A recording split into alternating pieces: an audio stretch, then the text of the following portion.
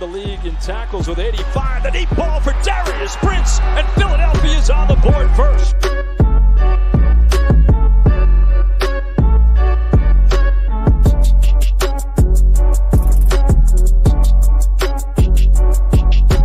On the draw, this is Bryce and Lemin. And Lemin weaving his way all the way down to the 22. 10-yard line, 5. Mayfield, Dancy, all around. Throwing as far as he can throw it. Jump ball coming. Crazy stuff. Not this time. And you want to be a wide receiver, you're going to have to take a little bit of a hit like that as Brown got him in that shoulder, but watch. Those are teeth. Do we have a dentist on staff here?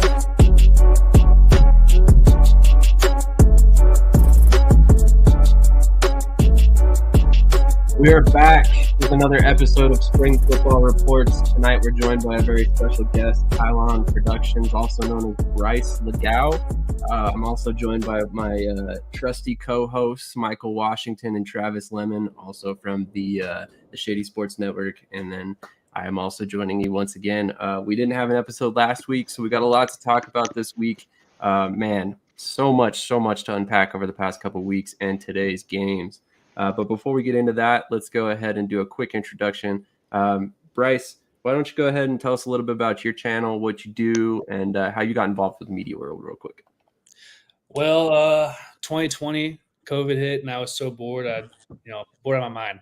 And I just wanted to do stuff, and I love football, obviously. I've always had a passion for media and creating things, and I created my channel, and I love football in all forms, and that includes alternate football, which is like, ELF, UFL, whatever. I'll watch any of it. So I just really developed a love for this kind of football, and I made highlights for guys I appreciated in the game. Like my first ever highlight video was Sean Shelton, ELF MVP for the Tyrrell Raiders. And guy's a stud, Tom Brady of Europe pretty much. And but now I just it's something I've been always really passionate about. And I make highlights for pretty much every major pro league in the alt football world as well as the NFL. And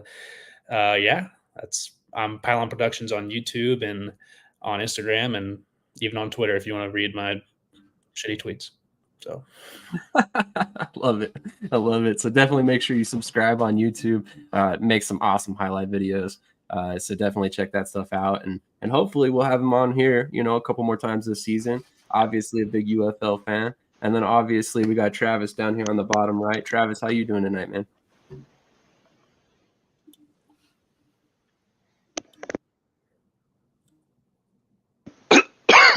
Man, a few words. It's okay. I understand. Michael, how are you doing tonight, man? Sorry, good. we were lagging out there. I heard you now. Oh, gotcha. Okay, gotcha. How are you doing tonight, man? He's a little spinning wheel of death. I hate that thing. There we he's go. back. Okay, cool. I think we got you.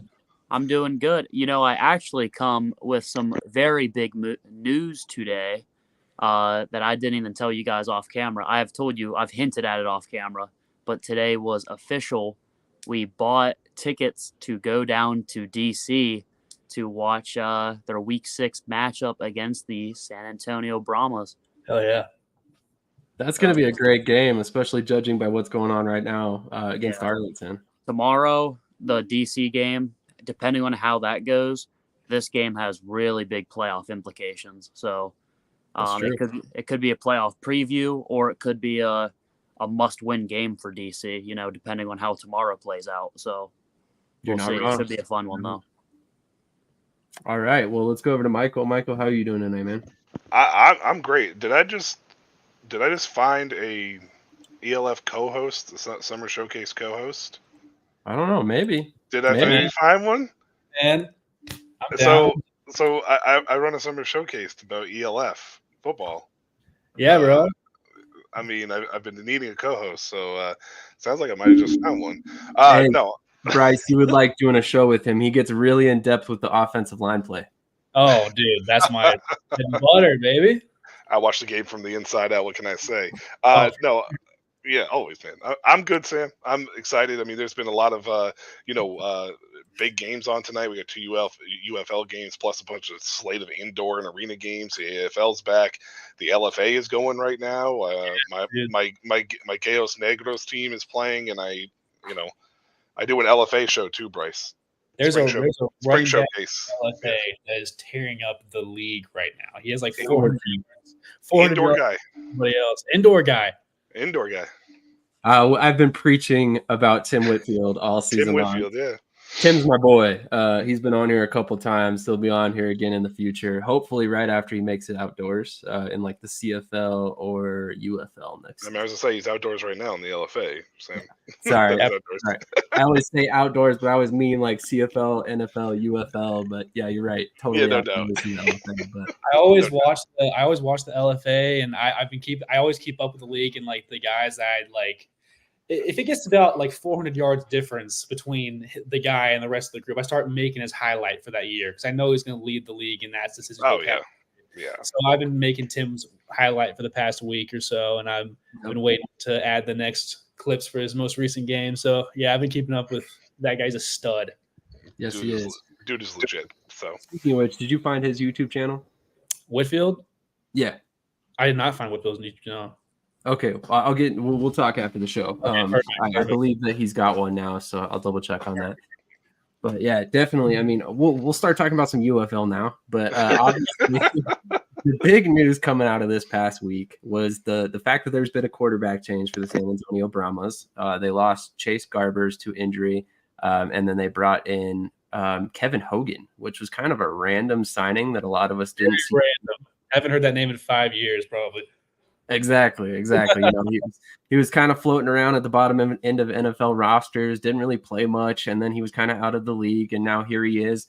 I want to say he's either 30 already or he's about to be 30 years old. Like he's somewhere in that range. So he's definitely an older quarterback to see land in the league. But then we also had another change in Michigan. We had EJ Perry hit the IR list, and then it was Bryce Perkins, correct? Yes. So big moves. I wanted to get your guys' thoughts on these quarterbacks. So, let's let Bryce kick it off. What are your thoughts on these two moves to bring in NFL names? I really like Bryce Perkins. I watched him in college. He's a really good athlete. It's always funny when you see guys like Kevin Hogan enter the league because it's like the league of opportunity. Like Kevin Hogan's on his 5th opportunity. He's had his fair share of opportunities. But I honestly like those guys a lot because those guys like Kevin Hogan, like the 30-year-old guys who are just joining the league, it's like, they're really playing because they're not going to get back to the NFL. They're playing because they love football, because they just want to play, like AJ McCarron playing for his kids. Like I love that kind of stuff. No, I completely agree. I mean, obviously we all kind of hope and wonder when we'll get the newer generation, the younger guys in there, because obviously like they talk about the league of opportunity all the time. But I personally think Perkins is one of those guys that is a younger talent. You know what I mean? He had a couple seasons in with the Rams, I believe it was, and then he's been kind of out of the NFL for a little while there. And it really seems way too early in his career for him to be out of the league already. So I think the UFL might be exactly what he needed. But Travis, what are your thoughts on this, man? Yeah, the Kevin Hogan signing is a little weird. Possibly more brought in just as a backup, because I said in the group chat, I don't think Quentin Dormady is going to lose the job. I think he's going to play well enough that Kevin Hogan just, his only job is to ride the bench and to offer whatever, mentor job he can be for Quentin Dormady. Bryce Perkins, on the other hand, I love that signing. I think he's going to start here in a couple weeks, and I think Michigan's going to look a lot better because of it. Bryce Perkins ended up with the Rams for a little bit, started a game or two with the Rams also. And then once he eventually left LA, the Steelers brought him in for a tryout, ended up not signing with the team. We had Tanner Morgan, Mason Rudolph, Mitch Trubisky, and Kenny Pickett all on the roster at that point. So he just didn't end up fitting in there. We just had draft capital in some guys or contracts with some guys, so he just didn't end up, being brought in for that reason.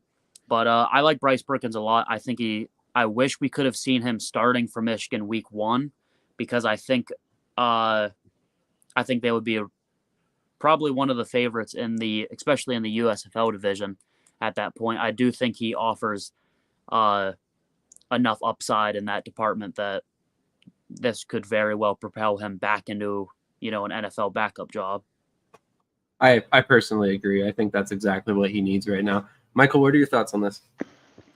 Honestly, I think for me, this league is made for somebody like Bryce Perkins. He's young, very talented. He's just at the stage where he's not quite NFL ready. He's not quite NFL caliber as far as a starter is concerned. And honestly, if you think about it from a standpoint of, they had 70 or 68 quarterbacks last year start at the NFL. And if you're not inside that top, and if you're not inside the top 68, then chances are you're looking elsewhere, right? But Bryce Perkins, to me, is more talented than probably at least 20 of those guys that started last year. So this is a perfect league for Bryce to be able to come in, get a chance to start, and kind of rebound and get back to a point where he can put himself in, a situation. Or he could take the AJ McCarron route, where he just bounces at the end, catches on for a practice squad, makes the money there, and then comes back and establishes himself with whatever team that he's with, whether it's Michigan, assuming it's successful. I mean, he has to be successful now, right? You have the opportunity, you have the chance, you have to go out there and perform. As far as Kevin Hogan is concerned, I feel like Kevin Hogan was probably brought in primarily just to be kind of a veteran presence kind of guy, a good safety net. Like, he probably has connection to the coach somewhere, or a coach on that staff in some capacity. He knows the system. So it's probably one of those things where he's kind of like a mentor / safety net type of player at this stage in his career. I don't see Hogan ever latching on in the NFL again, as much as I hate saying that about anybody, but Yeah. I just don't see it from him at this point in time. But Bryce is definitely a guy that I want to keep an eye on, and he's actually the kind of guy that this league can build around if he wants to focus on that. You remember, Sam, how I've always told you, build your brand. It doesn't matter where you are, build your brand, right? Bryce Perkins has a chance to be able to do that. AJ McCarron kind of opened the doors from a veteran standpoint. Bryce Perkins has a chance to do this for the younger guys, to maybe bring in some of those young guys, like the undrafted guys that weren't drafted today, right? Like all of them are undrafted. Bring one of those young guys in. Quarterback age doesn't matter as much anymore for the NFL, because they're just trying to find guys. And with the amount of injuries we've seen over the last couple of years, you never know when your opportunity is going to come, but you need to build a brand so you're on point and the NFL's paying attention to you. If you're just a guy there, nobody's going to care. One of the topics that I wanted to broach here tonight, and you gave me a perfect segue there, is one of the things that I believe is kind of holding the UFL back in terms of getting the top end talent for quarterbacks in particular, is the fact that they cannot leave mid-season. I mean, obviously you don't want to lose all your talent mid-season. That's a huge thing, especially at the quarterback position in particular. But I wonder if we wouldn't see bigger name players in the league if it weren't for that. If they could come and play 2 to 3 games and then leave. We see a lot of these guys start latching on mid-season, like a Bryce Perkins, like, Kurt Benkert a couple seasons ago, last season. And then a couple of seasons ago, we had a couple other guys that latched on. And it was just a situation where they didn't seem like they were fully committed to the league until a couple games had passed and a little bit of that injury risk had gone away. And obviously, some quarterbacks have been bitten by the injury bug when they had the NFL opportunities. Kurt Benkert comes to mind. But at the same time, it's a situation where I wonder if that's not holding them back a lot, or a little at least anyway. Travis, what are your thoughts on that? Yeah, we just saw like a guy who we kept talking about should look at the UFL as an opportunity in Kellen Mond. We kept saying like maybe he should pursue it, and then he ends up getting signed to the Saints a couple weeks ago, I believe. So good for him. That's good that he was able to rest on his laurels and that he got that opportunity, but that's not going to happen for everybody.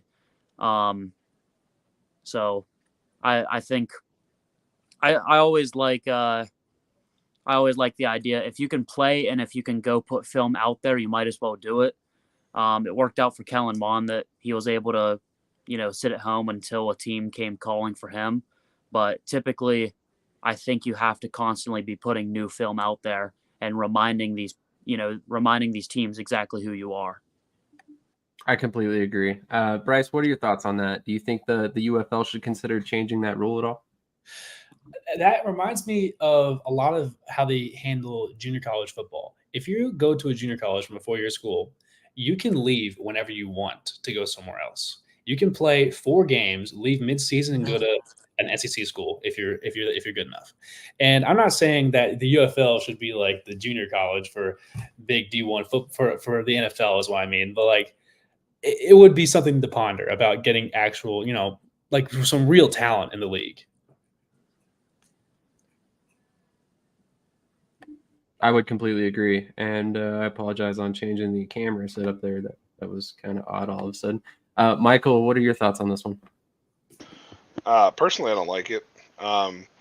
Not because I don't think it would make an attractive offer for the UFL or for players to come into the UFL, but I don't like it because it doesn't give any name recognition to the league. You just see people bouncing in and out of this league, coming in and going to the NFL if they're good enough, coming in, signing, going and leaving. I think that the league is set up in a manner where it starts and ends at a perfect time and gives an opportunity for these guys to be seen heading into camp. So it gives them a chance to fill in for guys who might have an injury or somebody's underperforming, and you look at the tape and go, oh, Bryce Perkins came in week 4 and led Michigan to a playoff berth, and they made a late run or whatever it may be, however you want to look at it. Perkins, you want to come play for, like New Orleans because we cut Kellen Mond because he sucks, type of situation. Like, which Kellen Mond's going to get cut, by the way, because he's with the Saints with his 5 quarters and they drafted Spencer Rattler. So he's gone. You got Spencer Rattler now, yeah, too. So Kellen Mond he's gone. So, but what it also does for people like the quarterbacks and stuff is it also gives Bryce Perkins another out if he doesn't latch on to an NFL team. Because now if he doesn't latch on, he can come back to the UFL the following year. Like, I like that better than just bouncing back and forth because there's no loyalty. What's the actual reason for anybody that wants to play in the UFL to be there, who wants to be there? Yeah, okay, 4 games, I'm going to the NFL, right? Like, there's no reason to come in there. You put on for 4 games, but you don't care about the UFL and to see how it succeeds or how it's done. You don't care about the fans in that area.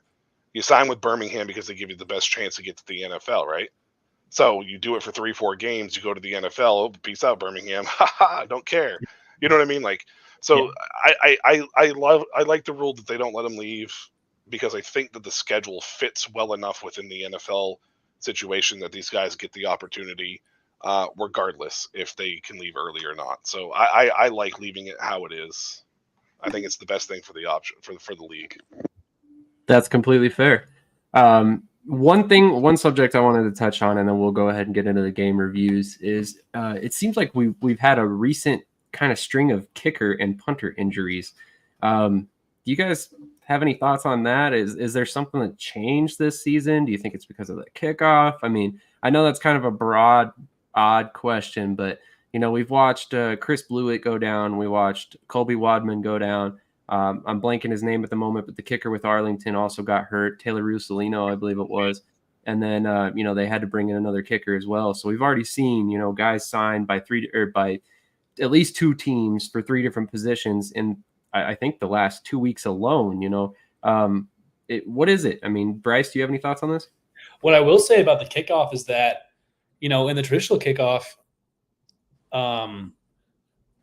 guys like in the NFL kickoff, everyone's going down there at the exact same time, and I think the kickers are more involved now because it's further up the field that the returners are getting the ball, and this may be complete just bunk, but I think the kickers are more involved in the play than they are normally, and they're more seen multiple kicker tackles.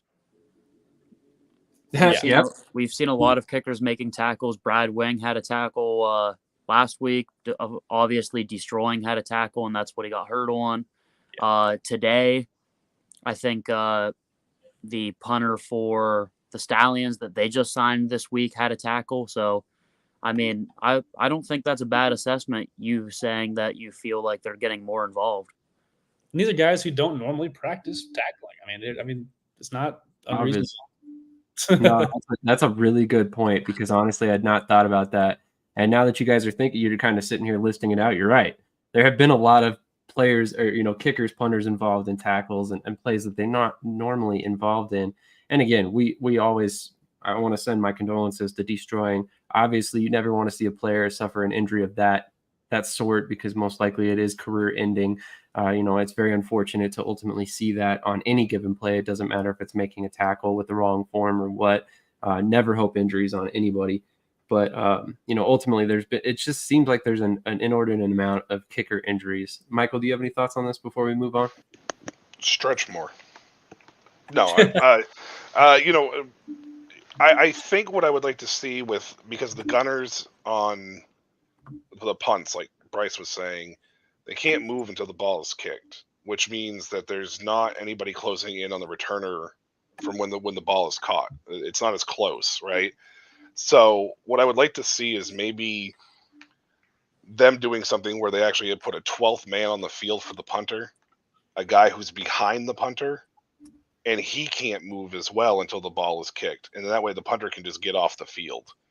That's just from a punter standpoint. From a kicker standpoint, I feel like it's just,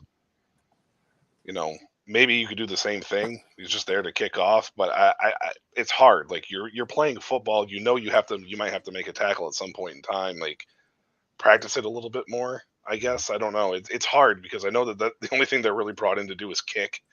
But I feel like when you're playing football from a young age, even if you're a kicker, you're taught form tackling from the start, like right from the jump. Like I punted as a center, believe it or not, and Wow. Yeah, I did. Like, one of the first things I learned was form tackling, before I even started punting. So, yeah, I don't know. I just think that the kickers can help themselves out maybe a little bit more. Getting the specialist more involved with the tackling drills in practice would probably help them a lot. Yeah, for sure. I don't know. I don't know how else you can really go against it. But I mean, then again, though, kickers and punters there's abundance of them, right? I mean, like there's only one on each team. Like you have 32 in the NFL, and then maybe 40 in the NFL if somebody has a kicker on their practice squad, and then you have 8, for the UFL. So I mean, you can just go somewhere to find a kicker, I guess. Maybe, I don't know. Maybe that's the thought process why they don't get involved. I don't know. I'm not really sure. It sucks. It sucks for the kickers and punters, though. I will say that it does suck for them because they're trying to make a living like everybody else. So, yeah, I agree, and it hard to make a living when you can only play a week or two before you get injured, and then you're ultimately on IR. Right.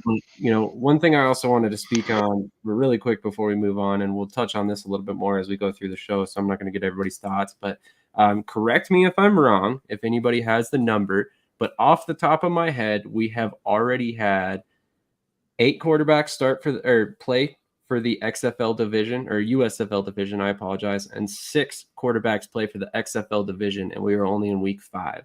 We still have a whole half a season to go, and we've already had 14 quarterbacks play so far this season. So definitely interesting to see. We've seen a couple quarterbacks hit IR, so might see a third quarterback play for some of these teams coming up quick, but it's definitely going to be interesting to follow along with that narrative as things go as well. So I mean, I'm not trying to say that the UFL is getting players injured, because that is not the case at all. It's just pointing out the different changes that have had to be made as the season goes on, kind of touch on the latest news basically. But to go ahead and move on to our game reviews, we got to witness 2 games today, one of which is either just wrapping up or was just wrapped up a little bit ago. And on that note, it was the Birmingham Stallions versus the Houston Roughnecks, a little bit of a rivalry game there. And then the San Antonio Brahmas versus the Arlington Renegades. We're going to start with the Birmingham Stallions game, which kicked off first today right after the NFL draft. And we saw some borderline NFL play from some of the quarterbacks in this game. Reed Sinnett, 27 of 38 for 203 yards, a touchdown and interception. Nolan Henderson got in there. He was 3 of 4, 0 touchdowns, threw a pick. Adrian Martinez, 11 of 20, 155 yards and a touchdown, ran for 138 yards on the game. He is blowing away every other runner in the league currently, and he has not even started every game. So kind of interesting to see how that's turning out. But let's go to Bryce first on thoughts for this game. Were you surprised to see Birmingham pulled away from Houston like this, given the way that they played last season? Absolutely not. Birmingham is by far the best spring football team, but I've probably ever seen. Them and the 2019 Apollos and the AAF are the top two teams I think of off the top of my head. But Adrian Martinez, I've loved Adrian Martinez ever since he's at Nebraska. I knew he was going to be a stud in this league, and I'm so glad that he's showing it. Because it's just so fun watching him play. It's just been great so far. I completely agree. He's been a lot of fun to watch. I am a little disappointed that we don't get to see him in that New Jersey's Generals offense. He was originally drafted by the Generals in the USFL Rights draft, but I really thought he was going to be a good fit with Mike Riley's system. But definitely not complaining that we get to see him play for the Birmingham Stallions at all, especially because I get to cover him this season. So it's been incredibly fun to have some couple conversations with Adrian, learn a little bit more about his mentality off the field as well. Travis, what were your thoughts on this game? Yeah, first thing I want to say is, Bryce, I'm a little disappointed that you did not mention the 2020 Houston Roughnecks, because PJ Walker and Cam Phillips were absolutely electric. Those are my top three. For that. Your top three. You good. I'll forgive you for that, though.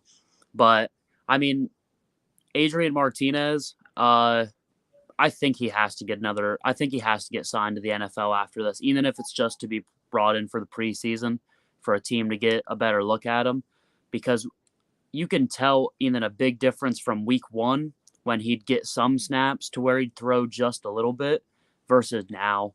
Now he's delivering very pretty balls. He's got good touch on balls. He's getting more settled in this offense. And, we've said every week he's lightning in a bottle whenever he decides to run too. He's a very dynamic player, and he's a lot of fun to watch. I love him and Matt Corral both just alternating weeks, because it's just such a fun changeup. And I like Matt Corral playing in this offense too. I think it's crazy that Birmingham probably has 2 of the top 5 best QBs in the league, I would say, on their roster. Jamar Smith too, man. He's up there. Sam knows I'm not as big of a fan of Jamar Smith, but continue. But that's crazy. but yeah, I mean, just Birmingham ran away with this game. It started off kind of close. It was 6-3 for a while, and then it quickly went downhill for Houston. Reed Sinnett played great, though. He completed a lot of balls, but their game plan was to throw a lot of short stuff, a lot of stuff over the middle and these fast completions. And then as soon as Birmingham sniffed it out, it was one-way traffic after that. Definitely. Yeah, I agree. Adrian Martinez has definitely made a couple strides. He definitely is well aware of the fact that he has some inconsistencies to work on, and that was one of the things that came up in our conversations. Michael, what are your thoughts on this game?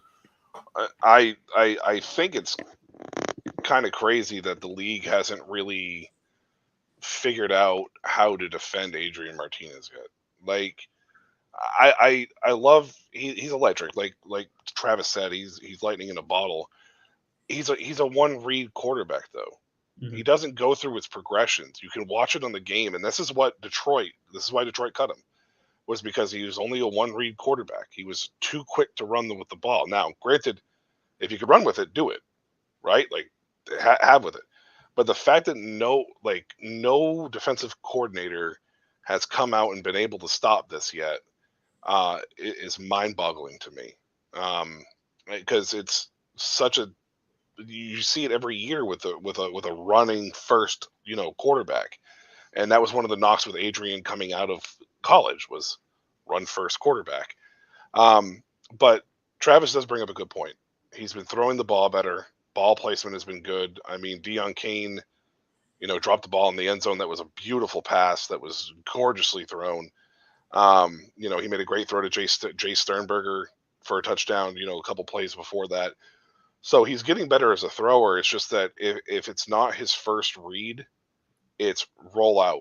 It really reminds me a lot of like a Kyler Murray-esque type, because Kyler Murray does a lot of the same thing. One read, can't see it, roll out.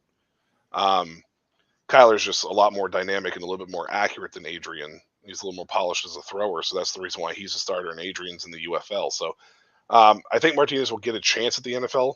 I think he's athletic enough, dynamic enough to be able to latch on somewhere. But yeah, anyways, Birmingham's just a lot of fun to watch, and Adrian and Matt Corral, like Travis said, they're awesome compliments to each other. Corral played really well last week against DC, so it's not like Birmingham really has to worry about it. I would add on to that. But that really is it. When you get to the NFL, that's the difference maker, the mental part of the game. And that goes for Bryce Perkins too. Guys like that have all the talent in the world, but it's when you go from amateur to professional is where you got to make that jump in your knowledge of the game and how you process things, how you read a defense. And it's just some guys can never – I'm not saying Bryce Perkins, Adrian Martinez can't get over that hurdle, but some guys never can. And that's why they thrive in these kinds of leagues. But once they get to the NFL, they can never really make that jump. Yep. Old habits die hard. And if you don't have the coaching at the right points and the right times in your development, it's very hard to break those habits. Absolutely. Obviously, it's been interesting to kind of watch how this position has unfolded for Birmingham. They've definitely had an interesting approach to it. It's never a situation where you typically see a quarterback situation like this where one guy's starting, then the next guy starts, and then they just rotate like that. But I actually have a feeling that this is something we're going to see all season long. I don't think the Stallions are going to come off of this approach. I think in Skip Holtz's mind, it gives them a little bit of a competitive advantage because at any given time, you could see a completely different quarterback. It's not necessarily going to be always Adrian Martinez. It's not going to necessarily be always Matt Corral. And it's going to be a situation where ultimately, they're going to put him in when the time is right, and we've seen that they've been able to rotate them with some efficiency. I think that, there's some more work to be done there to get to a point where it's working 100% perfectly. But at the same time, I think it's a way for them to bring along Adrian Martinez a little bit slower rather than just throw him into the fire and expect him to just figure it out. It seems like what they're doing is almost like giving him an opportunity to play and then giving him a week to digest what he saw as a starter and what he was able to learn in that game. So it's kind of interesting how they're going about it, but I expect it to be something we see all season long at this point. Birmingham could prove me wrong come playoff time, but I really don't think they will. The greatest thing about the Birmingham Stallions with this approach is they don't have to change their playbook. They don't have to change their play calling, and they don't have to change their play style because Matt Corral is just mobile enough to be able to make sure that if you can call the same play for him and the same play for Adrian Martinez may get you 30 yards. He's going to get you at least 14. And Adrian Martinez is just a good enough of a passer that he can throw a ball for 15, 20 yards for a dime drop on a fade. Matt Corral could do it for 35, 40. It's just the way that is. It's just good enough on what each one of them is weaker in that the play calling in the offense does not have to change at all. That's the key for the Stallions' success. I definitely agree. And it's like you said, I mean, it's been interesting to watch them, how they've done the play calling because they don't have to change it up much. It's not as if it's a completely different offense when you get Corral in there. It's just a little bit less explosive through the running aspect of it. Right. But to move on to the San Antonio to Arlington game, this one was interesting. San Antonio ultimately took the victory 25-15. But Quentin Dormady had not his greatest performance. 19 of 30, 164 yards, 1 touchdown, 3 interceptions. Completed 63% of his passes, but still managed 3 interceptions. Luis Perez, on the other hand, did what Luis Perez does: 26 of 36, 270 yards and a touchdown, 72 completion percent. Lindsey Scott, 1 attempt for -1 yards. Really don't know what they're doing there with Lindsey Scott. They need to get him involved in the passing game. But let's go to Travis on this one, and I will be right back.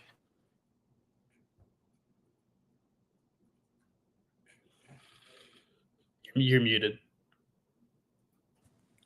Yeah, I was surprised how much of a blowout this game started. I think it, was like 15-3 really quickly. And then Arlington fought back to make it 15-15, and then, their comeback stopped all of a sudden also. And then San Antonio ran away with it. And I think we're seeing San Antonio emerge as, a legit contender. Whenever in the preseason people were, hoping they would play well, but we're seeing, their offense click for the most part. They do have their hiccups. Quentin Dormady interceptions this week were their hiccups this week, but they got the job done with plenty of room to spare. But I'm very happy that this team has emerged into a legit playoff contender. And depending on how next week goes, they will be leading the XFL division. Or not next week, how tomorrow goes. Because if DC beats St. Louis, they'll be leading the XFL division, correct? I believe so, yes. Yes, you're correct on that. So, I mean... To be honest with you, I think they're already winning it. Did the Battlehawks beat San Antonio? I think they might hold the tiebreaker if they're. Oh, that's right. They beat them in San Antonio. That's right. They did. They did Yes. beat them in San Antonio. That's right. So, if Battlehawks win tomorrow, they'll still be atop. But if DC wins tomorrow, then St. Louis will be, or not St. Louis, then San Antonio will be atop of the XFL division. Which the XFL division is turning into exactly kind of what we thought it was going to be. It's going to be a very tight race, and it's going to be at least 3 teams gunning for the, XFL division, just trying to make a playoff spot. Arlington's essentially eliminated from the playoffs already. I don't know if mathematically they are, but they essentially are, in my book at least. Yeah, pretty much are. Luis Perez might lead the league in passing for a winless team, which is hilarious. Yeah. I mean, he's put up crazy numbers, but his team around him, it's not good. It's one of those things, if you would show this team to somebody, just their plays, but remove the scoreboard, you would say, how is this a winless football team? You would have no idea this is a winless football team. But for some reason, they just can't close out games. Some games they don't start fast enough. Some games they can't close them out. It's just, what's going to be the problem this week for Arlington, and why can't they win? Even though they're typically in every single game. But for some reason, they just can't end up winning football games. I know they'll win a game or two by the end of the year, but it's crazy that we thought of them also as a favorite coming in, and they're a 0-5 football team right now. The UFL app has a nice, cool little thing under the statistics. I'm going to hold up my camera. I don't think you're going to be able to see it because of but yeah, you can't see it. Anyways, Arlington is literally better in almost every statistic in this game, with the exception of third down efficiency and rushing.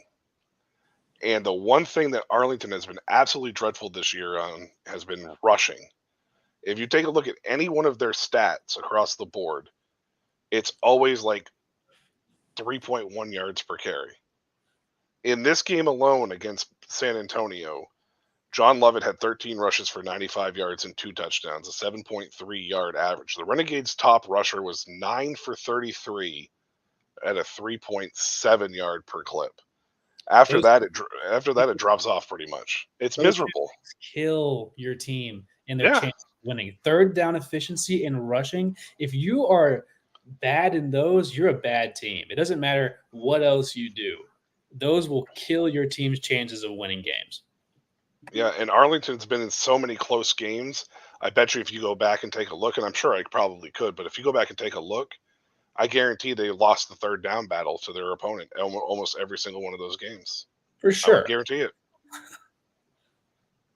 Quick update on the AFL. I know this is not an AFL show, but the Orlando Predators and the Albany Firebirds are about 12 seconds away from overtime, tied up 59-59. There was a Daquan Patton interception just a moment ago that was negated by penalty that would have likely put Albany in a position to win the game. Currently, Orlando's an offense. Could potentially score to win the game, but as of right now, the clock sits at 0. So looks like we're getting our first overtime game in week 1 of the AFL season. So talk about a complete roller coaster of a year already for the AFL already. So hopefully it continues like that in a good way, because this game has been amazing to watch. Drew Powell, Orlando Pirates quarterback. I did work with him. He's a great guy. Fantastic player. IFL MVP a couple of years ago. He's a freaking beast of a human. Like, he'll run over you and around you and through you. So he's I'm glad he's doing well with Orlando right now. Absolutely. One of the best IFL quarterbacks I've ever watched, and now in the AFL, so very interested to see exactly what he's able to do all season, although it looks very encouraging so far. But to get to the San Antonio game, on my thoughts, I was very surprised to see this kind of offensive explosion, quote unquote, from their running game all of a sudden. John Lovett's not exactly the most explosive runner. To see him and Morgan Ellison, who's looked a step slow in this game, both of them had big runs. I mean, that's more indicative, I feel, of Arlington's defense showing a little bit of weakness there than anything. But, ultimately, I think what the biggest surprise for me was that they were able to actually rush for 190 yards on the day. Just unbelievable overall, even though, over 70, almost 83 yards there came on 2 runs on the day. But what was kind of surprising was to see the miscommunications in the passing and attack. And I know they just lost their starter, but it's not like, Darmody wasn't there already. John Trey Kirkland, 9 targets, only caught 6. Marquez Stevenson, 5 targets, only caught 3. Justin Smith, 4 targets, only caught 2. It was kind of across the board, there was a lot of miscommunications there that didn't seem to get figured out very quickly. But ultimately, it happens. Talk about surprises of the game. I was really surprised by J.P. Payton. To be completely honest, I'd never heard anything about him prior to this week. So, to see him go over 100 yards was pretty surprising. Javonte Payton? You never heard of him? I apparently not. Must have slipped past me. It's pretty solid all season. I was gonna say he's been their leading receiver all year. Yeah. Okay, maybe I don't know. Maybe it's because it said JP and it threw me off. But I don't know. Either way, I haven't been paying that close of attention to Arlington, to be completely honest with you. Well, I mean, they're 0-5. How could you? Yeah, I don't blame you for that. There's another team in that area you shouldn't pay attention to either. Okay, yeah, nice, great.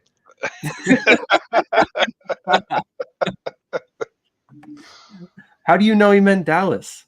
Oh, I have no idea, man. Oh, that was funny. But yeah, I mean, let's go ahead and move on to the other games for tomorrow. I'm very curious to get some predictions. Obviously, we got 2 more games to watch tomorrow. If you give me just a second, I'll pull up the schedule so I don't misspeak here. But St. Louis Battlehawks versus DC in DC, and then we got Michigan Panthers versus Memphis Showboats in Memphis. Memphis is reeling a little bit, and this is a big game for them. If they lose to the Panthers, they potentially lose any advantage they might have to make it back to the playoffs this season. So this could be a big game for them. And then also St. Louis versus DC. If DC doesn't win this game and doesn't knock the Battlehawks off their perch, they might be struggling to make the playoffs this season as well, as Travis said earlier on. So definitely watch out for that. Robbie Morris turning in. Thank you for watching. He says he hates that they keep 3 Texas teams. That's fair. I think obviously a lot of that has to do with the Arlington hub. A lot of that is cost related, and I can't really blame them. Texas is a football state, so to put extra teams there, it kind of makes sense. Plus, you also have the Dallas Cowboys and the Houston Texans right there in the state, so I think that's part of it as well. But I could be wrong. They should have at least kept the Sea Dragons. I wholeheartedly agree, my friend. I wholeheartedly agree. Sea Dragons definitely had a solid fan base, it looked like. There's no link. That's the problem. I mean, I know that there's a hybrid hub, but there's no link in between. Like St. Louis would have been the closest, and that's more straight north than northwest. So geographically, it just didn't make sense to keep Seattle, even though Seattle so probably isolated compared to every other team. yeah. Yeah, well, exactly. Seattle. So I was just getting ready to touch on that. That like Seattle probably would be obviously one of the league leaders in attendance, which would have been fantastic for the league. But I think they needed to try this model first to see how it is. With the way some of the attendance has been, I would not be surprised to maybe see Seattle come back next year, to be honest with you, because these USFL markets are struggling hard, extremely hard. I would agree. Houston football fans are smart. They know that the team that's on the field is not the Roughnecks from last year. This is the Gamblers, and the Gamblers have no, there's no attachment in that area. So they need to do something. They need to figure it out, because right now it isn't it, and it's not working in those USFL markets. And I don't want to see any team in the USFL market go, but they're going to have to figure this out fast. It'll come with time. Time. For sure. But Birmingham is 2-time champions. I know and they struggle to make $15K. Like, it's just yes. And the Birmingham Iron, I'm pretty sure of the AFL in 2019 broke $15K pretty religiously throughout the course of that year for the 4 games it was there or whatever it was. And the AAF had no marketing behind it. So they got to figure something out with that. That's fair. Honestly, I want to ask you guys about that. I've heard a lot of talk about how the Birmingham market is burnt because they've lost so many teams.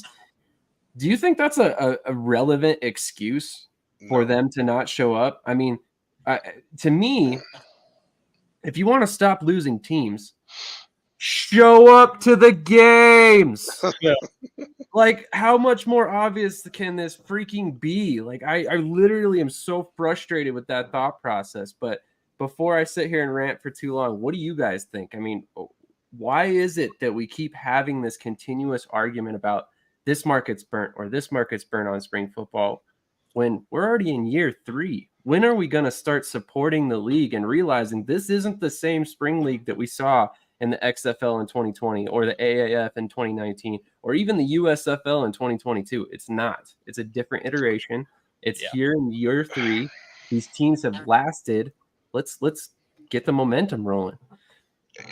I don't think you can use that excuse for Birmingham now, right? Because you're talking about a team that's a 2-time back-to-back champion in the USFL. The USFL's technically entered their 3rd year this year, known as the UFL now because it's a merged league. So there's been some stability there. Birmingham was the home market the first year. It was the home market one of the home markets the second year. So there's no reason for those attendance numbers to be down. For a spot like Orlando, I could understand it, because let's talk, the Apollos were really thriving. The AAF bombed out. I think there was an Orlando team in the first XFL reiteration, if I remember correctly, back in 2001. And back in 2001. And then obviously with the XFL merging with the UFL, they had to cut a team somewhere. And unfortunately, Orlando didn't turn out good enough attendance wise. Though I will tell you that I think the Orlando attendance would have beaten Michigan's this year. And I think that it would have maybe rivaled Memphis's. So maybe it wasn't a good choice at all, to be honest with you, to burn Orlando again. Hopefully Orlando, if they do decide to come back, because I do think there's a football town there. I mean, UCF is down there. They love football in Orlando. Hopefully, fingers crossed, if they do come back, that city will be a little more accepting of them. But it's hard because you just don't know what you're going to get with them. So Maybe rebrand them as the Orlando Apollos and bring it back that way. Oh, they would love that. The Apollos are really a sensation.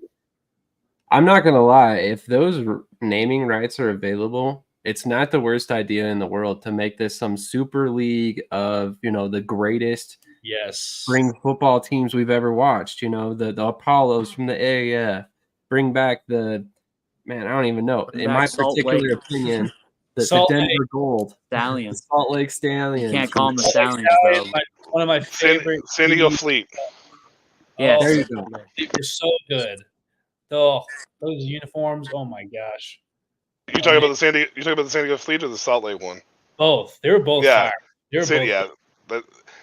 That's the reason why I like the San Antonio Brahmas uniforms, because those are the colors. Like that. Those are the colors.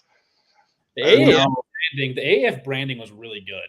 Well, it was. For as short as it lasted, it was actually really good. Except for San Antonio. Those uniforms were hideous. They did not come across. I didn't think they were that bad. Oh my god, they did not come across. I liked the red and black and the crest. I liked it. Oh, they did not come across. That dark maroon and red color was awful on the TV. Like, it was horrendous. Yeah. Jesus, it was horrible. I love it. Man, there's so many different teams they could bring back. The Omaha Nighthawks from the original UFL would be awesome. Yeah. I would love to see them come back. But if you do that, you have to bring back Bart Andrews as the head coach. You have to. There's no doubt about it. He was the offensive coordinator and the head coach there in the last 2 seasons for the Omaha Nighthawks. So that would be interesting. Jake Gruden, a UFL alum too from back in the day. Ooh, there's a really good name. That would be awesome to see him come back in the league. But honestly, if you were going to expand, Michael pointed out the travel relation from Seattle to Arlington. Obviously, that's a huge gap. Why not bring Seattle and San Diego back? Yeah, that would. Yeah. And then you've got a little bit of a middle ground there. I'm not saying that it's necessarily, a huge solution, but if they're playing 2 games against each other, the travel's not necessarily as bad for them. But if we do San Diego, can we call them the San Diego Breakers? Because that makes sense to me. No, because you got to bring back the Portland Breakers. They're no, it doesn't make sense. It doesn't make sense to me. Just like New Orleans didn't make sense to be called the Breakers. It didn't make sense to me. San Diego literally is a beach city. Like, that's what it's known for. Tell you what though, Portland actually has a chance to get a team. They can play at Providence Park where the Timbers play. Yeah. Honestly, I want to see the UFL strike a deal with MLS to use the stadiums. Yes. Yeah. Like, that's what I want to see. Because literally with the way you don't need huge market. You don't need huge stadiums right now. Until you sell the teams privately, there's no need for that, right? You just use the MLS stadiums. Yeah. And then you can honestly put teams in markets that you may not know is starving for football, right? Like, yes. That or a city that may be able to support a second team, and you're like, oh, okay.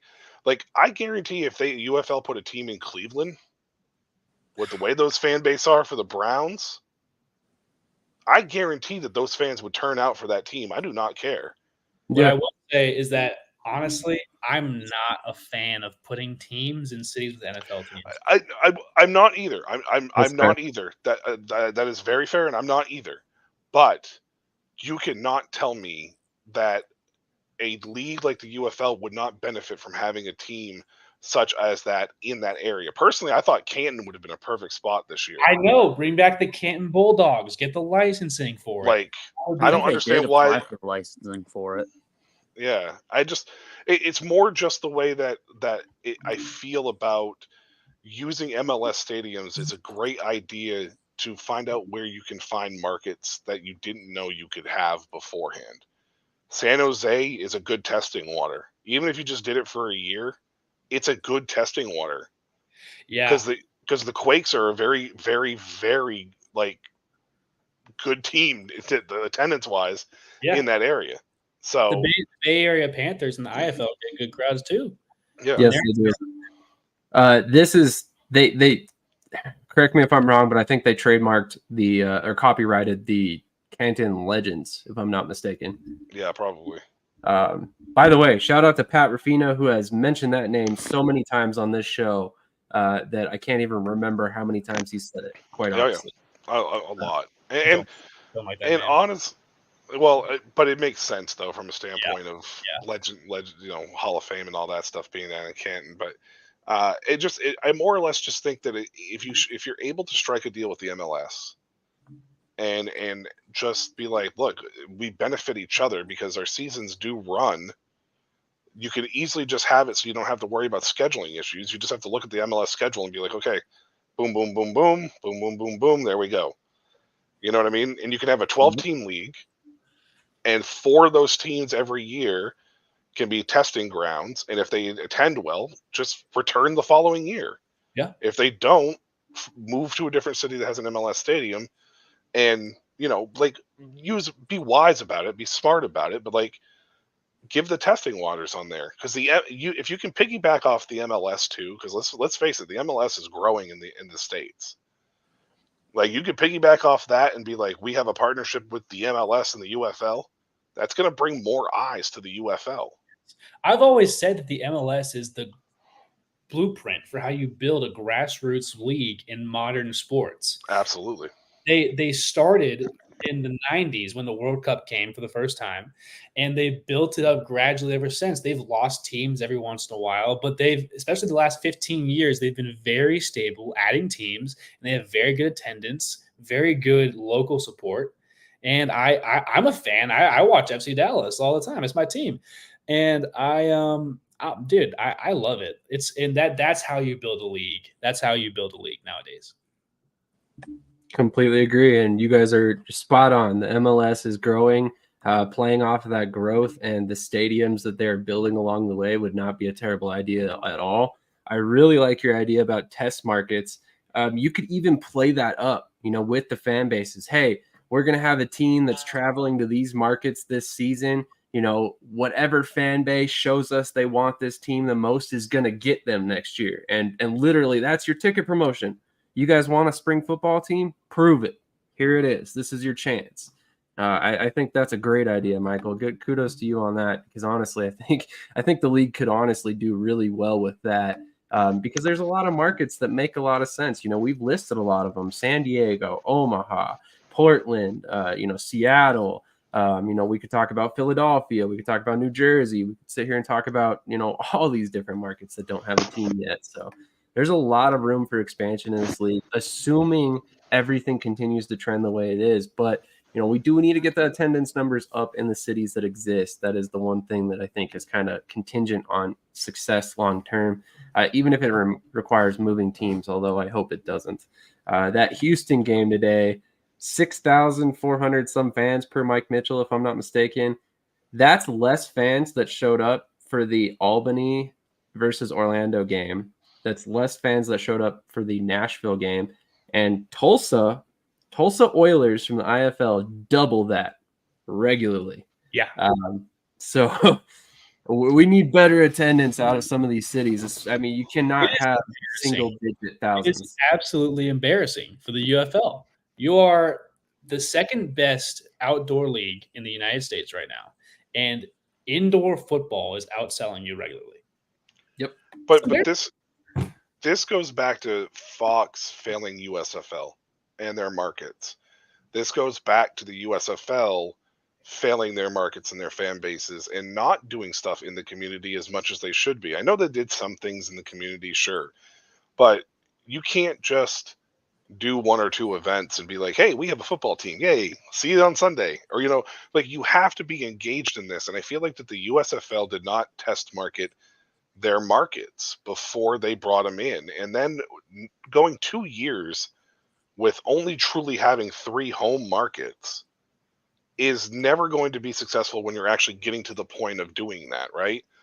And the fact that Birmingham, Memphis, and Michigan are still not showing out, and now I could say Houston for that matter, goes to show that the USFL is struggled so poorly that it ruined the teams or hurt the teams that they had a fan base in. So, the XFL, hopefully on the XFL side of things, Russ Brandon and Russ Brandon, right? That's his name. Yeah. Hopefully, him and everybody else that was there for the XFL can continue to find these numbers growing. Now, what I will say is the viewership numbers up is a good start, because the viewership numbers being, what was it, a 68% increase through 4 weeks as far as 54, I believe. 54%. Mhm. That's a huge start in heading in the right direction to bring people to the stadium. It's just, it needs to be done sooner. So what I will say, though, is I hope the UFL does give these markets at least one more chance before folding any of them, to see what the increase may be from year 1 to year 2.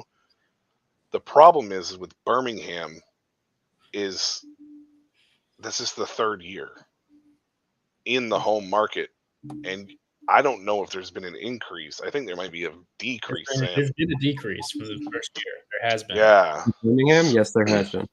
They have never hit the heights that they hit on the opening day in 2022. Yeah. That worries me. Then again, neither of the Brahmas when their first game kicked off. But, I mean, it's not just the Stallions, but it is an issue. Well, San Antonio definitely had a really impressive turnout in their first game as well. I think it was like over 20,000, if I'm not mistaken. It legitimately rivaled. I don't want to say that rivaled St. Louis, because St. Louis is just so crazy. But it was a good showing, and they haven't really had that since. So, but I think San Antonio, though, has been consistently over at least 12. So I mean, so at least you're still consistently getting at least 12K. You can look at San Antonio and be like, that's 12K. We can improve on that over time. Like with Birmingham, what do you look at? Right? You can't look at it and go, oh, 10K. Hey, we had 24 or 30. You know what I mean? So they have to figure it out. I hope they figure it out. I know that springtime, a lot more people go outside. There's other things that they're doing, but the attendance part of it is going to be key. So I'm hoping that the TV numbers continue to increase. Hopefully it gives more resources to these home cities and gives them a chance, the opportunity to get out there a little bit more. But, that's beating a dead horse at this point. This is true. We have ended up talking about attendance in every episode so far this season. It's a hot topic, though. That is one of the things that I think is, that there's a lot of room for improvement there. And it is kind of puzzling in some of these markets that they're not getting better support. Some of them are quite obvious that, there's work to be done there. But really, realistically, I agree with you, Michael. I think that, we can't necessarily move any team after this year. With the schedule changes, the merger being announced fairly late, tickets going on sale fairly late. I think a lot of things for marketing. It would not be good at all. Yeah, it wouldn't be good at all. Yeah, it just way too much turnover over a couple of seasons. But as it looks on TV, the attendance, the most important thing is TV numbers. That's the most important thing. Like, even if attendance gets down to 0, if you're pulling 1 million on TV, you keep the games going. You keep them where they're at. So I don't know. That's my thoughts on that. No, but you're right, though. It's the TV numbers, and that's the reason why it's good to see the viewership increasing on the TV portion of it, and that will eventually lead to the attendance markers. Yeah, it will. Yes, it will. But to finally give you guys some predictions for the rest of the games this weekend. We always get caught up on the attendance stuff again. We don't mean to. It's just such a hotbed topic, and there's so many things that to kind of unpack there that we seem to touch on it every episode. But to get back to the predictions, we're going to start with the St. Louis Battlehawks versus the DC Defenders, which kicks off very early in the morning, 10 p.m. Mountain Time, 12 p.m. Eastern Time. Let's go to our resident DC Defenders fans. This time we'll go to Michael first. I've been hitting him last on all the questions so far. In DC, I'm going to take DC. They're just really good at home. They're a home team. St. Louis is really good, though. Like, this team is not a team to be slept on. This is going to be another close game. But I think even though they lost last week, the Defenders have a lot to build on, being that close to beating Birmingham, right? Like, let's be honest. They're in that game. I think that was a game that they needed, though, because I think it re-gave their confidence Greg Williams actually called probably one of the best games that he's ever called against Birmingham, and that's saying something because his defense has been terrible. So hopefully they can build upon that, and it's something that will go. So I'm going to say DC wins this game. Very close one.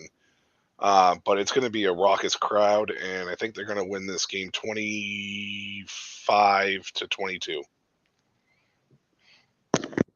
Interesting pick on the score there. Bryce, I don't mean to pass over you, but we got two DC Defenders fans here, so we're going to go to Travis next. Travis, what are your thoughts on this one? I mean, Michael pretty much hit the nail on the head. If DC's playing at home, especially, I mean, I'm going to pick DC every week until, like, they lose 15 straight games. I'm going to pick DC every week.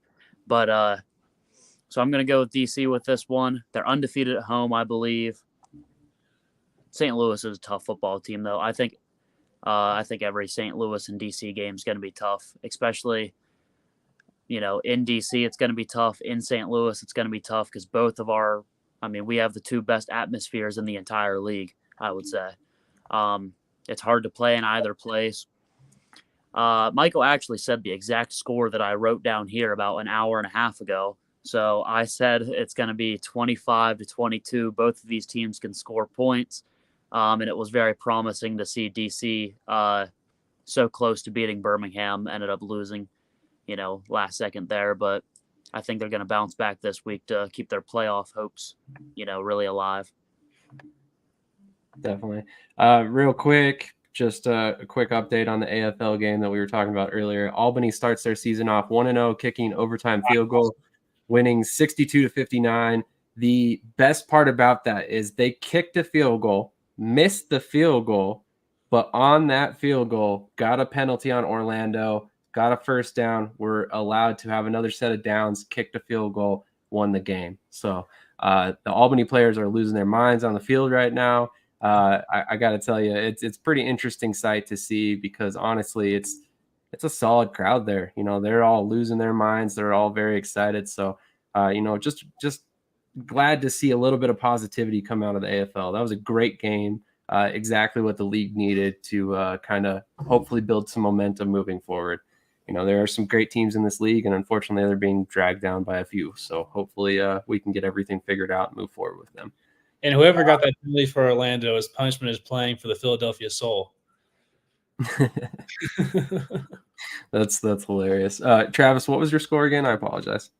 It was the same as Michael's. It was 25-22. Oh, geez. That's right. As soon as I said 25-22, Travis came out of his chair, so I figured I'd stolen his score. It's not the first time, if I'm not mistaken. No, I think Pierce had almost the same exact score as me the one time or something like that in like week 2 or something. Something like that. Bryce, what are your predictions on this one? I'm the odd man out. This is not going to be a close game. DC is not a good team. Like St. Louis should roll these guys. It should be like 30-12. It should not be close at all. The defense for DC is horrible. The offense is fine. It's not going to be a close game. Okay. That's perfect. So 30-12 is your score prediction? 30-12 is the prediction, yes. Okay, perfect. Well, let's go ahead and move on to the other game this weekend, which is the Michigan Panthers versus the Memphis Showboats in Memphis, Liberty Stadium. What are your thoughts on this one, Bryce? I think Memphis gets the win at home. I think they do. It's funny because they've lost close games recently. They've lost the Brahmas. I think that they're due a close win at home. I think they're due a win 19-15 at home.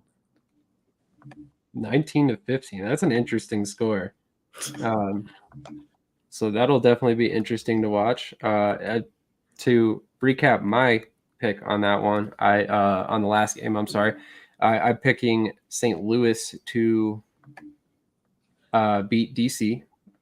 I have my score as 24-17, and then I'm picking Memphis 30-24 in this game. But let's go to Travis on this one. What are your thoughts on the Memphis Michigan game?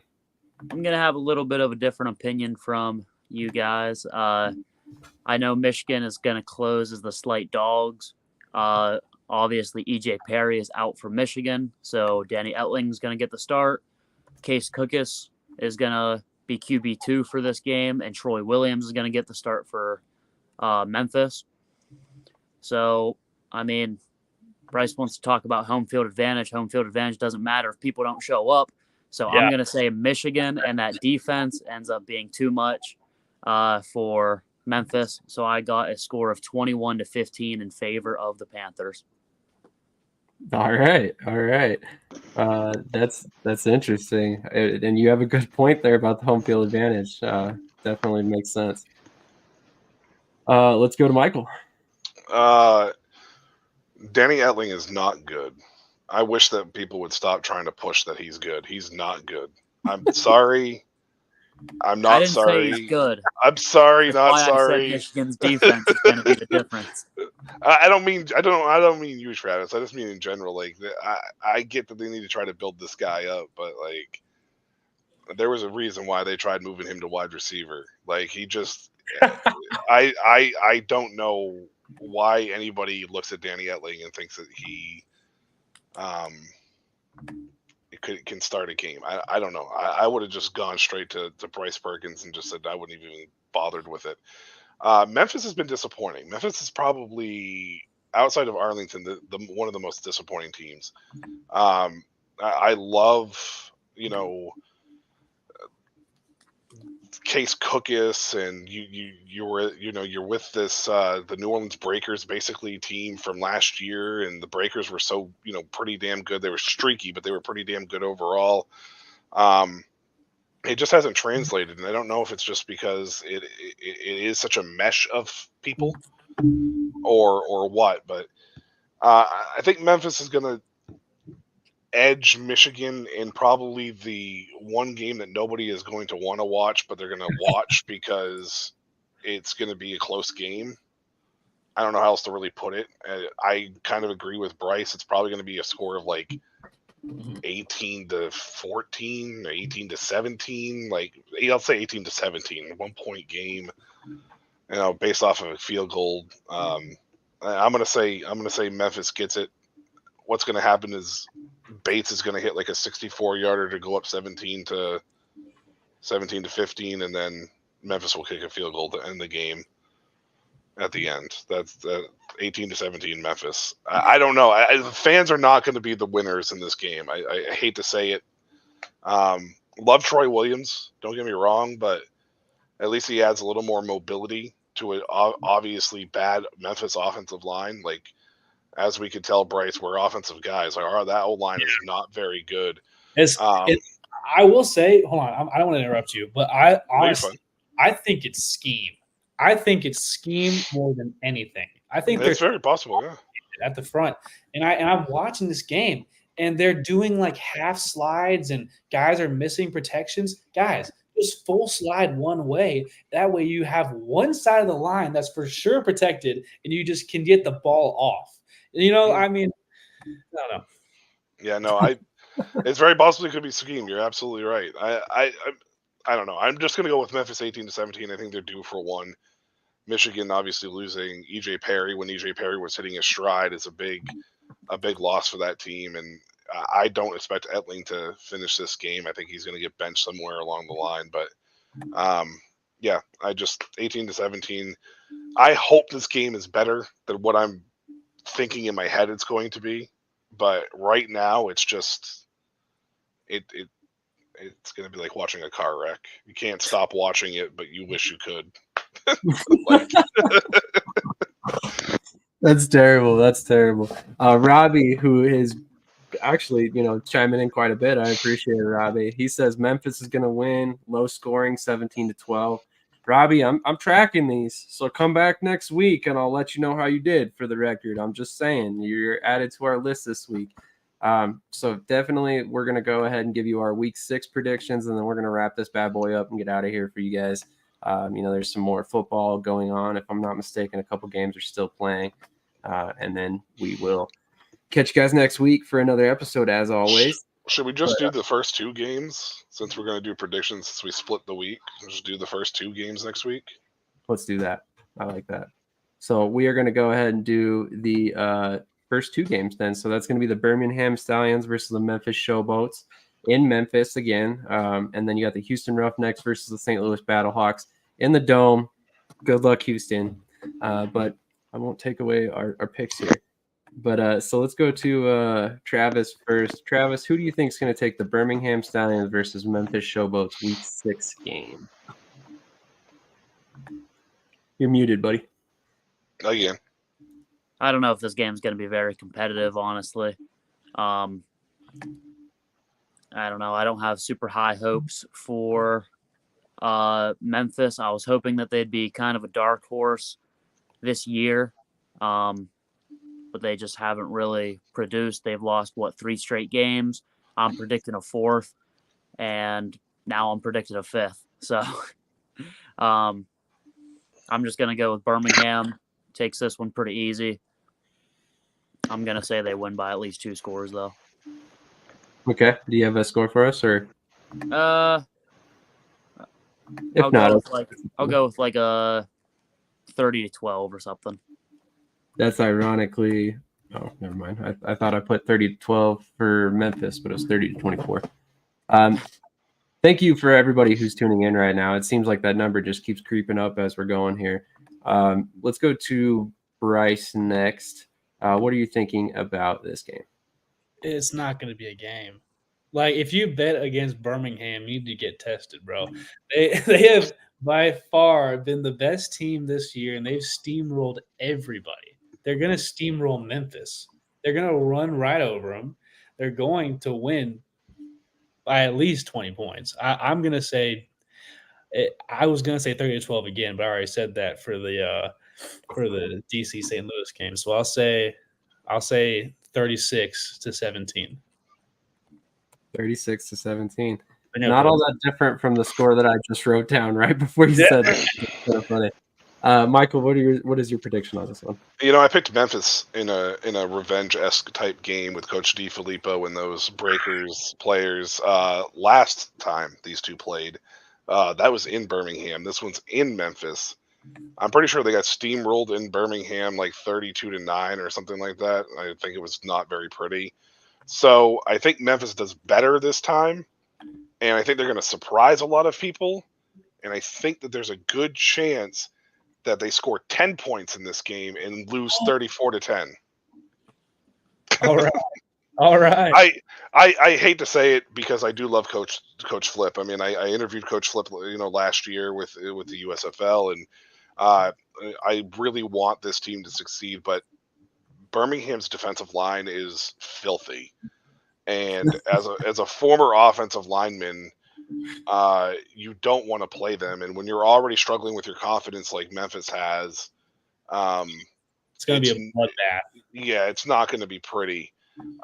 Hopefully Memphis and Coach Flip made some adjustments to make this game closer than what I'm thinking it's going to be. But I think it's going to be like 34-10, unfortunately, for the Memphis team. So Birmingham wins this game pretty handedly. All right. Did you say 34-10? 34-10. Awesome. Having trouble keeping all these scores straight, I guess. I just think they're going to demoralize Memphis the way they did the first week. That's fair. That's definitely fair. I have a quick question for you, Sam. Yeah. How close would it be with the worst NFL team, last year's Panthers, with the Birmingham Stallions? That's a great question.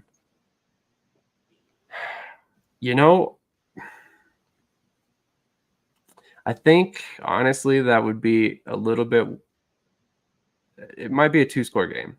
And I think, honestly, Panthers would still win it just because of the overall talent. But I don't think it would be as big of a gap as most people think. With Brian Burns or without Brian Burns? Yeah, with Brian Burns, it might not be close because Brian coming off that edge, man. Ooh. I mean, Derek Brown alone, though. Yeah.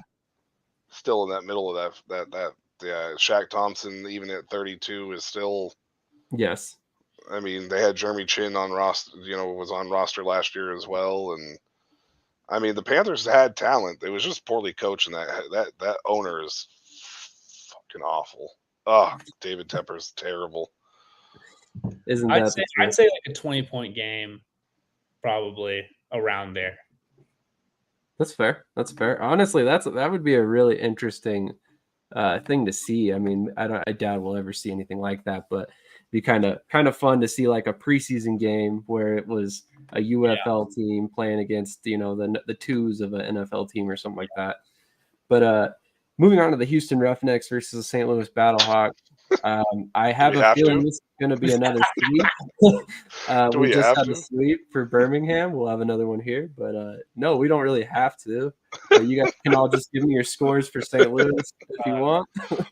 Jesus. 0-0. Hope they both lose. Oh, okay. Okay, that's good. Wow. Who do you really think wins, though? Oh, St. Louis. I mean, do you think it's going to be a close game? I you know what? No, don't Bryce. 10 points. 10 points. Oh my god. 10 points. 10 points. 21-11. Okay, that's fair. That's fair. Travis, what about you, buddy? Got 28-16 in favor of St. Louis. Win by 12. Okay. And what about you, Michael? First shutout of the year. Really? First shutout of the year. What do you have St. Louis scoring? 23-0. Travis, just to double check. How'd you know he meant St. Louis? It could have meant Houston. No, St. Louis.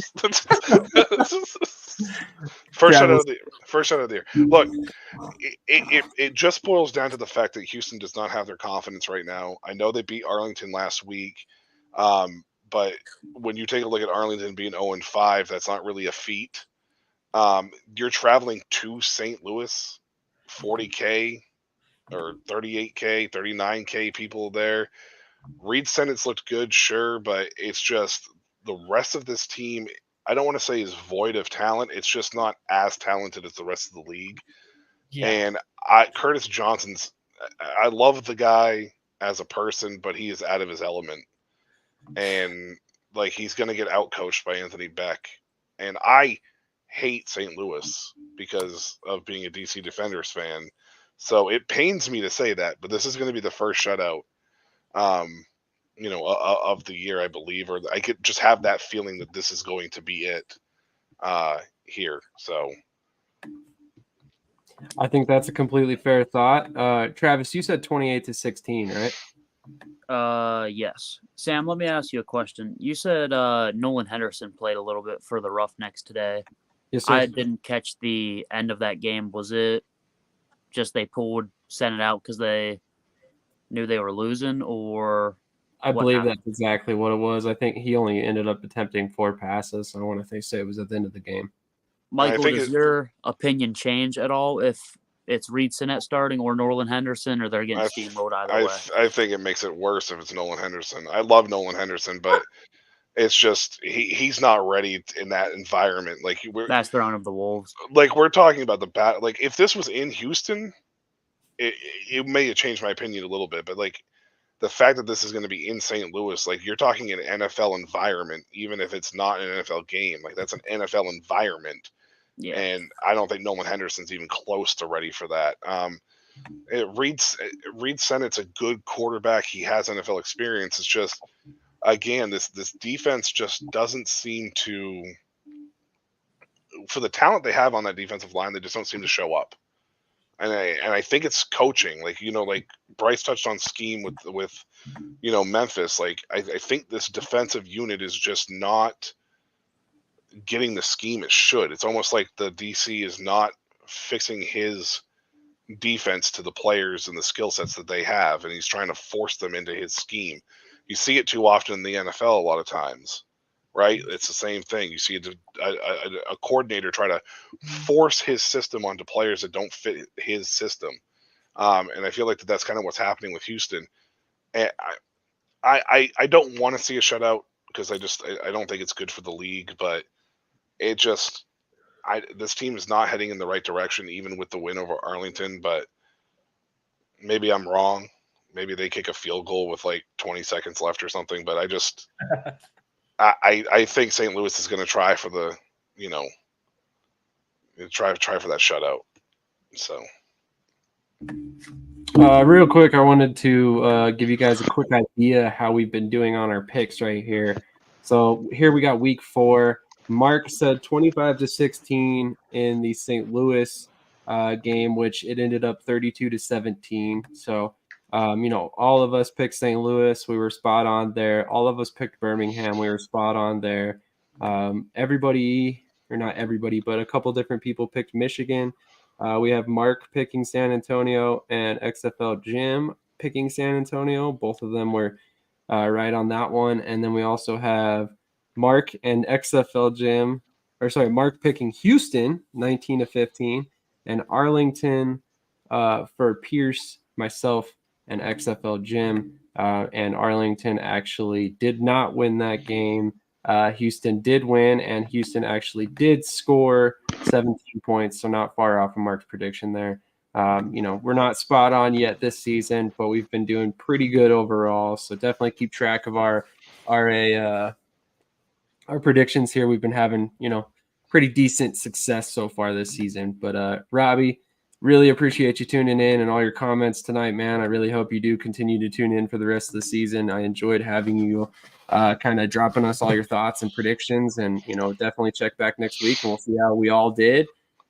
Thank you again, Bryce, for tuning in. And before we get out of here, I do need to shout out a sponsor of ours, one of our first small business sponsors, one of which I'm very proud to have on the lineup here. Follow your passion first. First.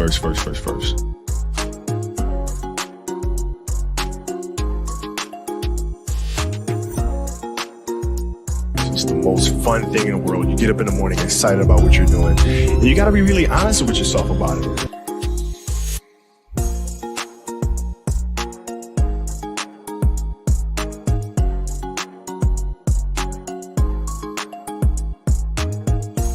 And you got to sit there and ask yourself, okay, what am I truly passionate about? What do I enjoy? I'm a game changer.